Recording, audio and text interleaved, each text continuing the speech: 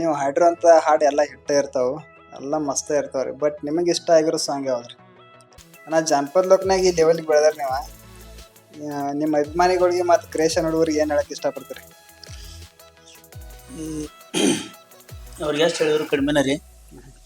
ಯಾಕಂದ್ರೆ ನಾವು ನಮ್ಮಂಥ ಸಣ್ಣ ಕಲಾವಿದ್ರನ್ನ ಎಷ್ಟು ದೊಡ್ಡ ಮಟ್ಟಕ್ಕೆ ಬೆಳೆಸ್ತಾ ಇರ್ತೇವೆ ನಾ ಅನ್ಕೊಂಡಿದ್ದಿಲ್ಲ. ಒಂದು ಎಲ್ಲೋ 4 ಹಾಡು ಹಾಡಿ ಬಿಟ್ರೆ ಆತ್ಪ ಅಂತೇಳಿ ನಾ ಅನ್ಕೊಂಡಿದ್ವಿ. ನಾವು ಹಾಡಿದಂಥ ಹಾಡುಗಳಲ್ಲಿ ಆಸ್ಪೆಕ್ಟ್ ನೋಡ್ಕೊಂಡು ಒಂದು ಈ ರೀತಿ ಇಷ್ಟು ಒಂದು ದೊಡ್ಡ ಮಟ್ಟದಲ್ಲಿ ನೋಡ್ತಾ ಇರ್ತೇವೆ ನಾವು ಅನ್ಕೊಂಡಿದ್ದಿಲ್ಲ. ಸಾಕಷ್ಟು ಬೆಳೆಸ್ಯಾರು. ಅದು ಈ ಹೆಸರಾಗಿರ್ಬೋದು, ಈಗ ನಾವೇನು ಒಂದು ಇದು ಅದಿವಲ್ಲ, ಇದೆಲ್ಲ ಕೊಟ್ಟಂತ ಭಿಕ್ಷೆನ ಅನ್ಕೋಬೇಕ್ರಿ ನಾವು.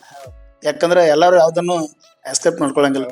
ಅವ್ರಿಗೆ ಇಷ್ಟ ಆದ್ರೆ ಮಾಡ್ಕೋತಾರೆ. ಹೌದ್ರಿ, ಈಗ 100 ಜನ ಕಾಂಪಿಟೇಷನ್ ಮೊದ್ಲು ಜಾಸ್ತಿ ರೀ ಈಗ. ಅದು ನಮ್ಮ ಸಾಂಗ್ ಅಲ್ಲಿ ನಮ್ಮನ್ನ ಇಷ್ಟಪಟ್ಟು ಕರಿಂದ ಇಲ್ಲಿವರೆಗೂ ಬೆಳೆಸಾರಲ್ಲ, ಅವ್ರಿಗೆ ನಾವು ಏನು ಹೇಳಿದ್ರು ಕಡಿಮೆ.